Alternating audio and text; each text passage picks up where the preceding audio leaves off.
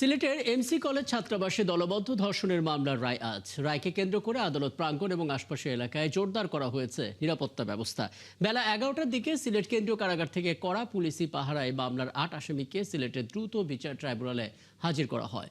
দুপুরের দিকে সিলেটের দ্রুত বিচার ট্রাইব্যুনালের বিচারক স্বপন কুমার সরকার আলোচিত এই মামলার রায় ঘোষণা করবেন।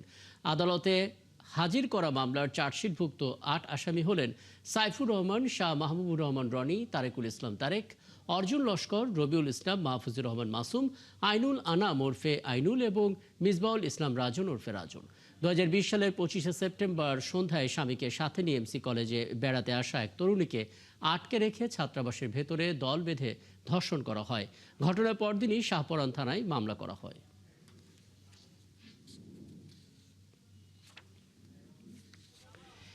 এই মামলার রায়ের আগের মুহূর্তের খবর নিয়ে যুক্ত হচ্ছেন সিলেট থেকে সহকর্মী হুসাইন আহমেদ সুজাত।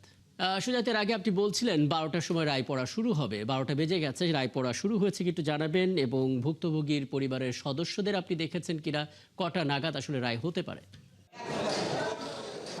দেখুন রাকিব, চাঞ্চল্যকর এই মামলার রায় জানতে কিন্তু উৎসুক জনতা আদালতে ভিড় করছেন। পাশাপাশি যারা আসামি আছেন তাদের স্বজনরা উপস্থিত আছেন এবং আইনজীবী যারা আছেন, রাষ্ট্রপক্ষের আইনজীবী, আসামি পক্ষের আইনজীবী, সবাই কিন্তু ইতোমধ্যে আদালতে প্রবেশ করেছেন। এবং এই মুহূর্তে যদি আমি আপনাকে আদালতের চিত্রটা যদি একটু দেখাই, যে সেখানে আসলে কঠোর পুলিশি নিরাপত্তা জোরদার করা হয়েছে, পাশাপাশি স্বজনরা কিন্তু অপেক্ষা করছেন। এবং ইতিমধ্যে আমরা যেটা দেখেছি যে রাষ্ট্রপক্ষের যারা আইনজীবী রয়েছেন, আসামি পক্ষের যারা আইনজীবী রয়েছেন, তারাও কিন্তু ভেতরে প্রবেশ করেছেন। তবে আমরা যেটা অর্থাৎ আদালতের ভেতরের সূত্রে যেটা জানতে পেরেছি যে এখনো আসলে রায় পড়াটা শুরু হয়নি, তবে কিছুক্ষণের মধ্যে শুরু হবে।